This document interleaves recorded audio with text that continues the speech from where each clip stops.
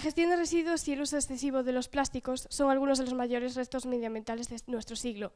¿De qué forma la investigación del Instituto Oceanográfico de Vigo, al que usted pertenece, ayuda a avanzar en este problema? Buena pregunta. Nosotros lo que ayudamos a avanzar en el tema es proporcionando conocimiento a las administraciones del impacto que pueden tener en el medio. Porque como sabéis, probablemente por prensa, pues el plástico está presente en prácticamente todos los lugares, ¿no? Lo que hay que ver es dónde está presente y por qué está presente, de dónde viene, hacerse todo ese tipo de preguntas básicas que, bueno, cualquiera se las hace siguiendo el método científico o siguiendo cualquier método ordinario. Si uno se encuentra en una playa llena de restos de grasa, de aceite, etcétera, no es agradable para nadie, ¿no?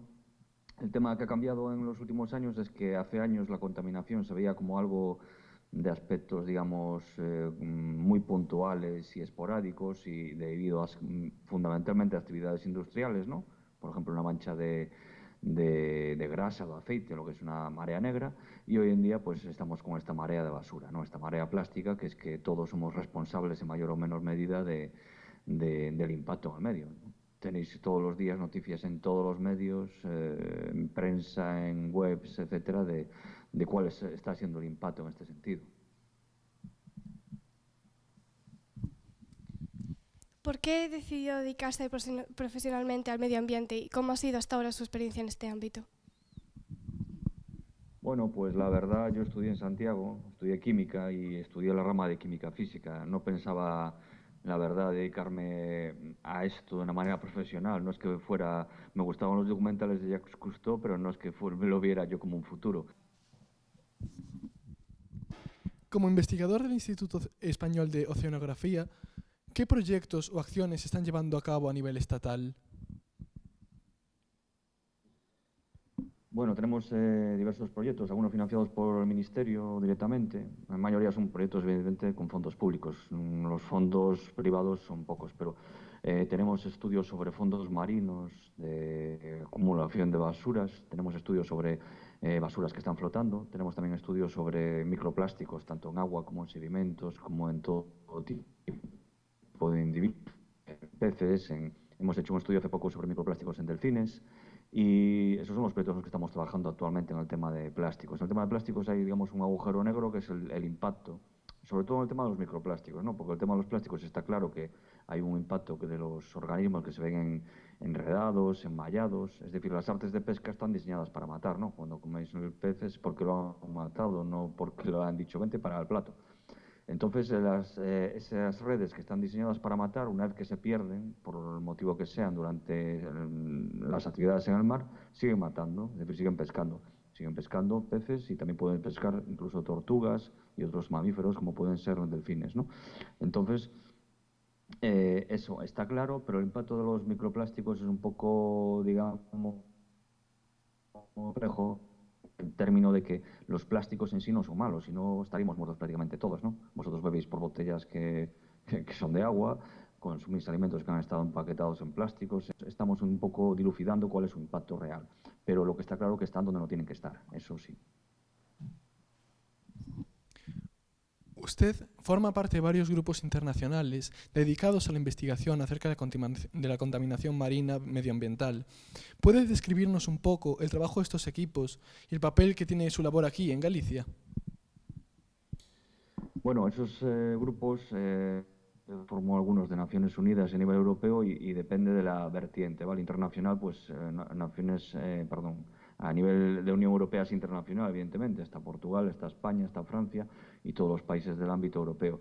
En ese tipo de grupos lo que se trata es de usar las mismas metodologías, de contrastar los resultados que se están obteniendo en todos los estados de la Unión Europea. Entonces procuramos debatir sobre las metodologías que se usan, sobre si son las más adecuadas, si vemos en algunos puntos que se acumulan determinadas sustancias u otras. En eso, un grupo de trabajo, digamos, tipo de Unión Europea. Tipo Naciones Unidas ya tiene otro pozo, ya tiene otra dimensión, ¿no? Que es esa dimensión global en la cual un grupo de Naciones Unidas, pues hay gente evidentemente de todo el mundo, un chino, un sudafricano, un argentino, un canadiense, un gallego, como soy yo, y entonces ahí sí que puede tener una, digamos, un tiempo más largo en llegar a unos resultados, un mayor recorrido, pero sí que tienen mayor impacto. Y en el tema de, sobre todo, el medio marino, ¿no? Porque el medio marino, como vosotros, como sois gallegos, pues os dais cuenta de que el mar no tiene fronteras, ¿no? Y que muchas veces nosotros encontramos en las playas basuras provenientes de Estados Unidos, ¿no? Que vienen a través de las corrientes o de otros países. Entonces, en temas como el marino, que es muy complejo, porque daos cuenta que un barco, por ejemplo, puede tener un pabellón en Panamá o en Liberia, la tripulación ser la mitad filipina, la mitad indonesia, el capitán puede ser gallego, el capital del barco puede ser ruso y puede estar su base en Luxemburgo. Es un negocio tremendamente complejo y que presenta algunas dificultades. En ese tipo de aspectos, decisiones a nivel internacional son la única manera de atajar la polución, ¿no? Y el tema de Galicia, para completar un poco, pues desde Galicia pues tenemos muy buenas investigaciones, tenemos unas universidades bastante potentes y yo creo que siempre hay más o menos un gallego por ahí moviéndose en esos grupos, sean basuras, sean tráfico marítimo. Dado su conocimiento e investigación acerca de los contaminantes y problemas ambientales, ¿cuál consideraría el más grave de ellos y por qué? Bueno, buena pregunta. ¿Cuál es más grave? Pues si hay que hacer rankings, el plástico hoy en día es el que evidentemente está más mediático, pero muchas veces se ve mascarado por otros. Muchas veces como el ruido no deja escuchar bien a lo mejor algo de fondo, pero está claro que el problema hoy en día somos los humanos, el consumo ingente de recursos que estamos haciendo y el impacto que tiene sobre el medio, lo que es cambio global, ¿no? Cuando se habla de cambio climático, a mí el término cambio climático no me gusta mucho porque me parece que se centra en un cambio solo de incremento, un cambio del clima, cuando realmente estamos cambiando los ecosistemas, tanto en las especies que existen en ellos, como en sus fronteras, como en todo ese tipo de aspectos. Entonces, yo tampoco definiría el principal contaminante, el principal contaminante somos nosotros. Estamos generando unas cantidades ingentes de residuos. Daros cuenta de que más o menos cada uno de nosotros generamos como 500 kilos, ¿no? Digamos, en el mundo desarrollado, entre comillas, 500 kilos de basura año. Entonces, ¿qué se hace con todos esos residuos? ¿Cómo se tratan adecuadamente? ¿Cómo nos movemos hacia sustancias más sostenibles? Hacia una economía circular, más que una economía circular, una economía más verde, ¿no? Porque realmente estamos intoxicando el mundo con un montón de sustancias y cuando una sustancia es tóxica cambian a otra que tardamos en demostrar que es tóxica, pero después ya están cambiando a otra que resulta que va a ser tóxica dentro de unos años. Entonces el mayor problema es enfrentar realmente una civilización humana que sea respetuosa con el medio ambiente.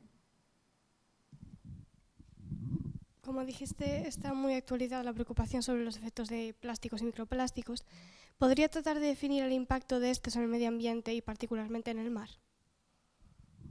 Bueno, tienen un impacto nocivo, negativo en cuanto a los plásticos. Es que es algo genérico que, por ejemplo, tú no se habla de tamaños, ¿no? Cuando hablamos de mercurio, por ejemplo, sabemos que el mercurio es un elemento químico que tiene unas propiedades, etcétera, etcétera. Pero en el caso de plásticos, pues da igual que sea una botella como que sea un tanque de 1 metro por 1 metro, ¿no? Entonces hay impactos de todo tipo, hay impactos económicos. ¿En qué tipo? En la circulación marítima. Por poneros un ejemplo, hace unos meses estábamos en un barco trabajando y se nos enredaron en las hélices del barco unas cuerdas, ¿no? Estábamos en alta mar, debido a eso tuvimos que volver a puerto, llamar a los buceadores para que las sacaran y eso tuvo un coste estimado de unos 10.000 euros en un barco relativamente pequeño de 20 metros.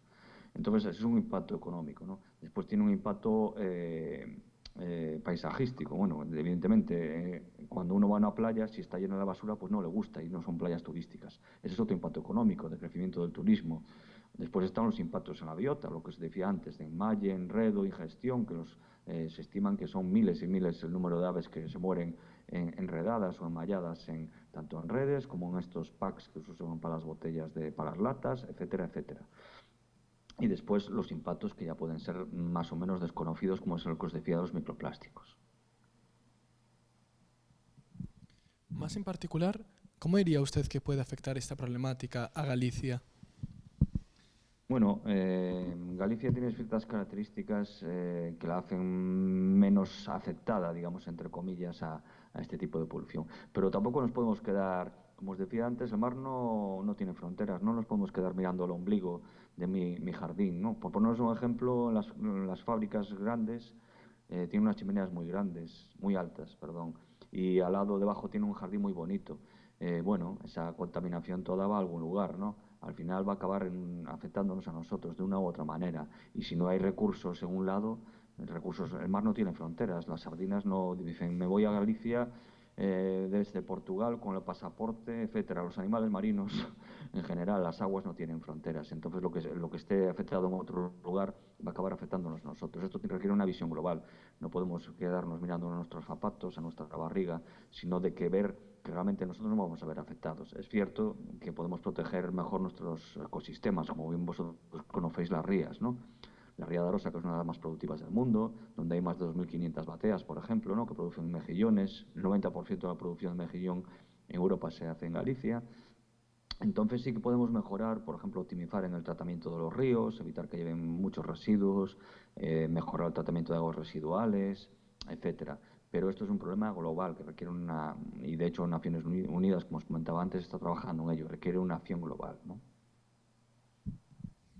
¿Y cree que esta preocupación específica es solo una moda o por el contrario es un problema medioambiental grave? Bueno, no.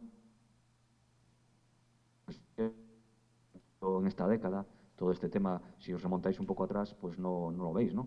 De hecho, los primeros estudios científicos en el tema de plásticos datan de los años 70, ¿no? Más o menos cuando nací yo, hace poco menos de 50 años que empezó en el campo científico, ¿no? Así como otros aspectos sí que hay de mucho tiempo atrás, empezó a emerger un poco hace 50 años, pero os podéis encontrar en la novela de Julio Verne de 20.000 leguas de viaje submarino, ya mencionaba la basura marina en el mar, ¿no? De una manera ciertamente escasa. Pero esto lo podemos ligar a la revolución industrial.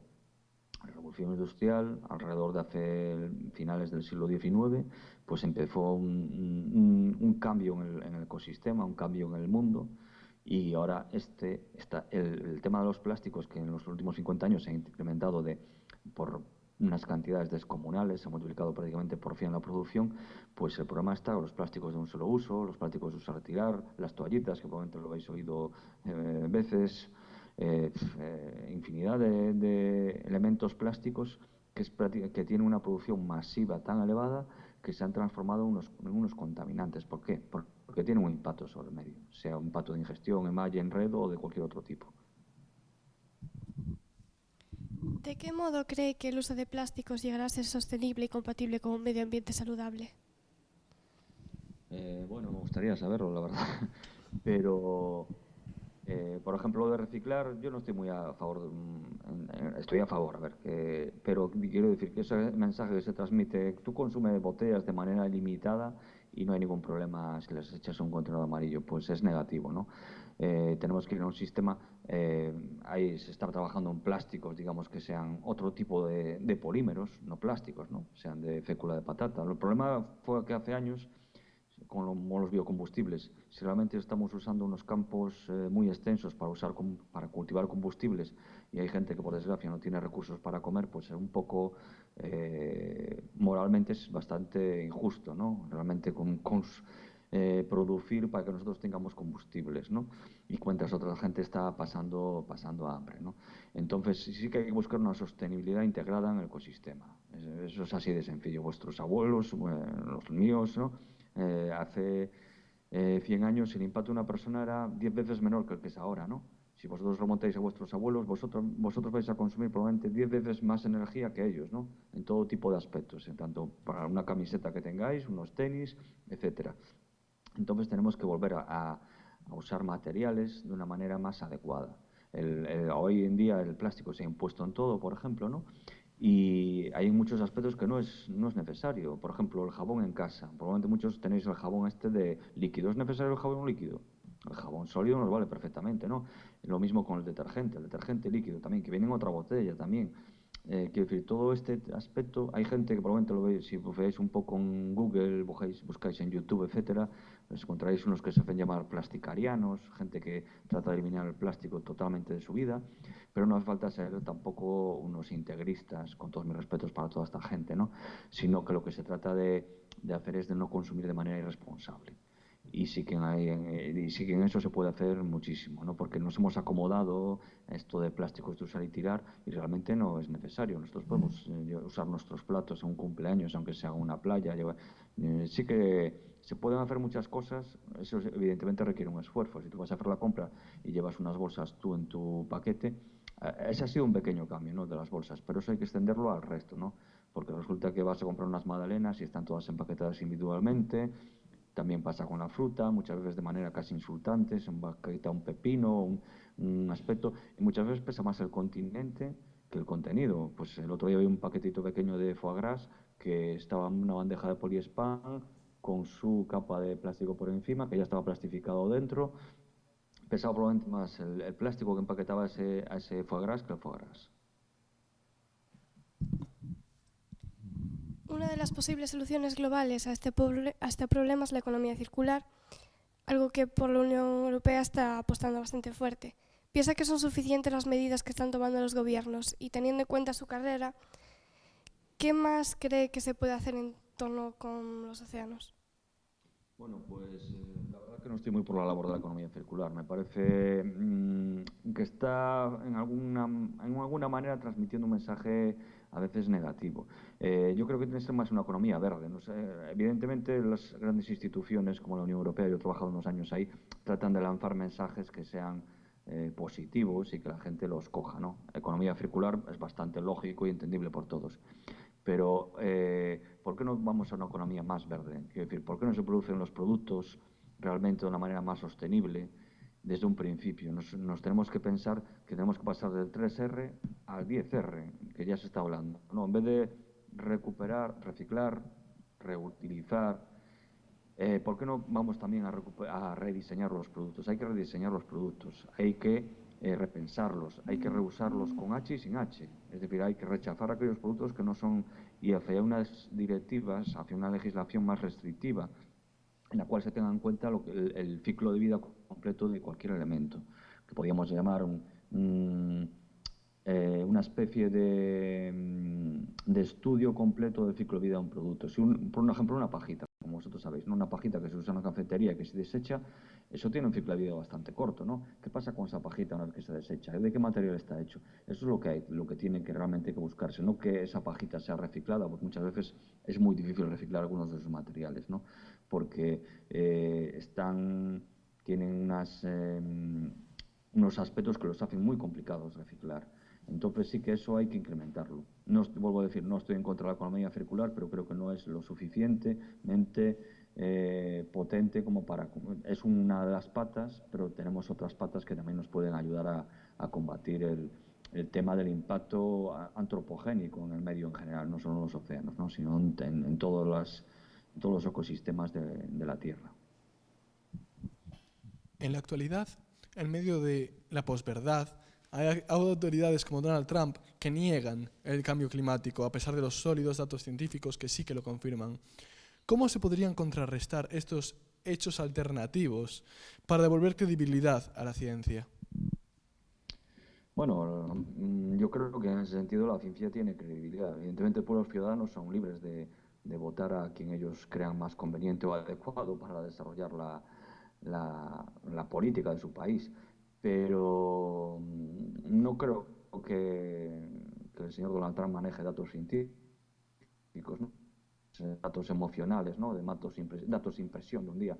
Vosotros, si salís un día a Compostela y hace calor, pues podéis decir, pues que viene el cambio climático. Si salís un día que hace frío, pues mira, pues ya no existe el cambio climático. Ese no es el método científico, ¿no? Me parece que aspiráis a algo más vosotros también, ¿no? No digo algo más que la presidencia de los Estados Unidos, sino algo evidentemente más sólido y más científico, ¿no? La Universidad de Santiago tiene más de 500 años, ¿no? De ahí han salido muchos médicos, químicos, yo he salido de ahí también, biólogos, como de otras universidades. No creo que el método científico esté temblando por las verdades que puedan decir dos o tres personas que se opongan. Bien, es cierto que algunas veces los mensajes pueden, por mucho escuchado, pueden pues la gente también se hace un poco ya, pues bueno, pues no para tanto. Y otra vez el mismo mensaje, y a lo mejor no está muy sustentado. Yo creo que es más un tema de los medios de comunicación, ¿no? Que hoy en día está en un cambio, perdón, brutal. Estamos volviendo de los cambios de clásico, de aquel que ya no os acordáis vosotros, del periódico, ¿no? Que se sentaba y mi padre, pues el domingo, pues, los fines de semana es difícil ver, ya por la semana es difícil ver a un menor de 30 años, ¿no? Comprando un periódico. Y ya yo creo que no se venda no quiere decir que la gente no tenga opinión, ¿no? Yo creo que la gente no es tonta, vamos, sabe ver las cosas perfectamente y se da cuenta de que puede haber. Yo creo que el mundo está cambiando en todos los aspectos, no solo en el cambio global, sino en otros muchos. Entonces, tratar de convencer a ese tipo de gente, pues bueno, pues no es difícil, no es fácil, perdón. Tienen sus opiniones fundadas en sus bases, no sé cuáles son sus bases, ciertamente, pero los científicos, tanto en Estados Unidos como en Europa, como en África, no usan esos criterios para validar sus estudios. Nos gustaría saber también, ya que usted trabajó como docente, ¿qué papel cree que deberían desempeñar en la defensa del medio ambiente, la formación, la información sobre los avances científicos o la concienciación de las personas mediante la divulgación? ¿Qué papel? Bueno, nosotros tenemos varios proyectos en los que usamos de la divulgación, ¿no? No nos podemos quedar encerrados en el laboratorio, como decíais antes bien, pues ¿cómo contrarrestar esto? Pues hay que y explicarle a la gente lo que hacemos por varios motivos. Unos porque estamos financiados con dinero público, el dinero que pagáis vosotros o vuestros padres en impuestos, financian el salario de gente como yo que trabaja en centros de investigación públicos, eso por un lado. Después, por otro lado, también para hacer carreras científicas, para que la gente se anime a estudiar biología, química y todo este tipo de carreras. Y después también para explicar, cómo no, pues los trabajos que estamos desarrollando y cuáles son los resultados que están saliendo de ellos. En ese sentido yo creo que es fundamental, ¿no? Un investigador no se puede aislar en una torre de marfil pensando que lo que él hace es más importante que nada y que bueno, que va a publicar un artículo o dos en una revista muy importante y que con eso llega. No, yo he publicado también artículos en Nature, lo podéis ver en mi perfil tenemos redes sociales, los investigadores también, para difundir nuestros trabajos, ¿no? Podéis bufear en uno que se llama ResearchGate. Google tiene Google Scholar, por ejemplo, hay otra que es Researcher. En eso hay una movilidad en cuanto a investigación y sí que tenemos que abrir las puertas para que la gente realmente vea. Hoy en día el problema es la desinformación. Si vosotros os pasáis un rato entre hoy y mañana buscando en internet cosas sobre basuras marinas, microplásticos, vais a encontrar muy diversas informaciones, muy diversas fuentes y no vais a tener claro a lo mejor cómo es el tema, ¿no? Porque os va a llegar información de un tipo, de otra de otro tipo, pero lo que tenéis que haceros es con vuestro criterio. ¿Cómo? Pues a que os ayude la gente que sabe. Si vais a estudiar una carrera, sea de ciencias o sea de letras, tendréis vuestros profesores que os ayuden, que os orienten y que os digan, pues esto mira es adecuado y esto no. Y a veces pues te lleva sorpresas, ¿no? Hay cosas que parecen muy establecidas y también en ciencia las cosas cambian, ¿no? Lo que eran dogmas hace 20 años ahora ya no lo son tanto. Y en eso sí que hay que estar abierto a los cambios, evidentemente, pero tampoco estar saltando de mata. Un estudio científico requiere tiempo de laboratorio, tiempo de elaboración, tiempo de estudio, tiempo de contraste de las teorías que sacamos de ese estudio, ¿no? Como poneros de ejemplo, cada un investigador más o menos puede sacar entre 2 o 4 artículos por año científicos, y como primer autor es difícil sacar más de 2 porque requieren un trabajo arduo tanto de tratamiento de los datos como de escritura, que suelen ser casi todos en inglés, que es la lengua franca hoy en día en la investigación científica, ¿no? ¿Cómo podemos las personas en nuestra vida diaria ayudar a lograr una economía ambientalmente sostenible? Bueno, pues ¿cómo podemos lograrlo? Pues la verdad es que yo tengo algunas opiniones sobre algunos, por ejemplo, esto que está tan de moda, una empresa que es, como sabéis, no voy a decir el nombre, que vende casi prácticamente de todo, ¿no? Yo estoy ahora aquí sentado en el ordenador, puedo entrar y me puedo comprar una cosa que no sabía a lo mejor hace 5 minutos ni que existía, ¿no? Buscando un poco. Eso tiene sus ventajas, ¿no? Te da un acceso a un catálogo ilimitado, pero tiene sus sus problemas. Y el problema, por ejemplo, en Vigo, os podéis dar un paseo por algunos barrios y han quedado prácticamente devastados los comercios. Eso es un aspecto. Comercio local, comercio cercano. Otro es evitar en el tema de plásticos, ya, evitar el sobreempaquetado. Hay mercados, en Compostela tenéis varios mercados muy buenos, ¿no? Comprar en el mercado. Ya sé que a veces es difícil por la vida que nos están imponiendo hoy en día, ¿no? De sometimiento a unos horarios pues bastante férreos, trabajar bastante, mucha gente, los que por fortuna tienen trabajo, y después otra gente pues que no tienen, que estar sobreviviendo. Entonces, pues hay muchas recetas. Yo no sé cuál es la receta. Procurar comprar productos cercanos, bueno, en nuestro caso que sean gallegos, ¿no? Si vamos a comprar una leche pues que viene de Alemania porque cuesta 2 céntimos más, ahí el consumidor tiene la decisión también. Yo os pongo un ejemplo, hay unos, por ejemplo, el azúcar se vende en paquetes de cartón o en paquetes de papel. Podéis ir al supermercado y verificar vosotros mismos cuál es la diferencia de precio. No son más de 2 céntimos, es más barato el de plástico. Pero tú decides. Yo evidentemente lo tengo claro, no puedo pregonar que tenemos que acabar con esto y después ir al supermercado y por ahorrarme 2 céntimos comprarme el de plástico. Pues no, pues me compro el de papel. Creo que es más sostenible, creo que es más, me cuesta 2 céntimos. Bueno, y en eso tienen que hacer más los gobiernos. Las tasas son necesarias y si algo como es el de plástico va a tener un mayor impacto medioambiental, pues va a tener que estar más tasado y entonces sería más caro y entonces la mayoría de la gente se compraría el de papel. Mucha gente compra el de plástico por comodidad. En eso no hay una receta única. Yo tampoco soy experto en ese tema de sostenibilidad, ¿no? Pues hay gente en economía que trabaja en eso. Pero sí que tengo mis ideas y mi idea es que si tú consumes productos locales, en cercanía, gente que lo vende local, pues vas a tener más posibilidades de crear riqueza a tu alrededor, de evitar un impacto de un producto que viene desde la otra esquina del mundo, desde ese país que produce miles y miles de productos a precios ínfimos, de cual vosotros sabéis muy bien el nombre, ¿no? Entonces, yo creo que ahí cada uno tiene que hacerse su idea, ¿no?